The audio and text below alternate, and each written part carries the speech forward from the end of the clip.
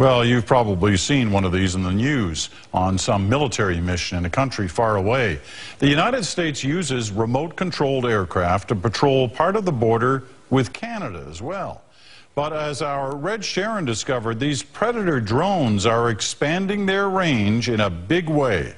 They could soon be conducting 24-hour surveillance from coast to coast. It's actually got a 66-foot wingspan. It's bigger than you would think, and director John Pretty loves to talk about it. When we have guests, they're always surprised by the size of the aircraft. The Predator B remotely piloted aircraft. Usually it's attached to this, military operations, watching or bombing remote locations in places like Iraq or Afghanistan. Or catching human and drug smugglers along the Mexican border. Group is running. Now it will be flying a much bigger chunk of the Canadian border too.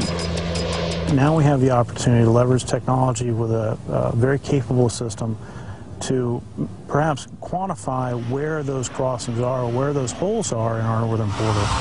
There's been a lot of talk lately about holes in security along the border with Canada. The risk of terrorist activity across our northern border is actually higher than across our southern border. But CBC News has learned that hole has now gotten much smaller. Predator Bs from this base in North Dakota have more than quadrupled their range and are now patrolling 1,500 kilometers right to Washington State. As well, before they couldn't fly within 16 kilometers of the Canadian border. Now they are cleared to fly right up to the line. We have 950 nautical miles of border, linear border by 100 miles deep. 100 miles deep. So rough math, 95,000 square miles.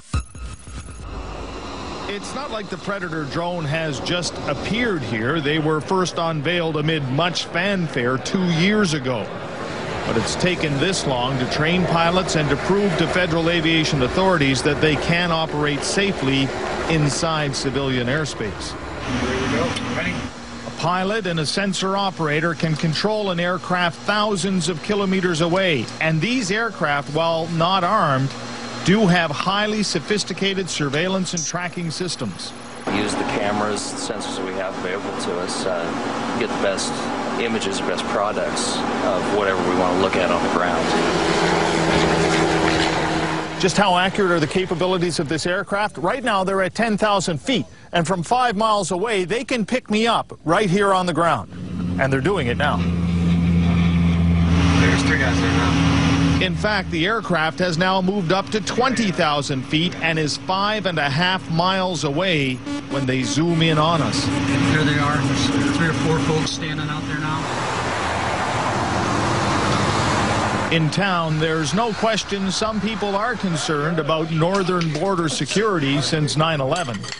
There's a certain amount of anxiety, I think, that exists because there's a real battle going on. I don't think it's the Canadian people that we're worried about the threat. It's the people that could possibly come through the borders. But at the University of North Dakota, which operates the largest flight training facility in the world, this is more about opportunity. Lots of it. The world is going to spend $80 billion in unmanned aircraft between now and 2016. All this technology will continue to be developed. And Pretty, who's also a 2-star general, would like a big chunk of that training based right here.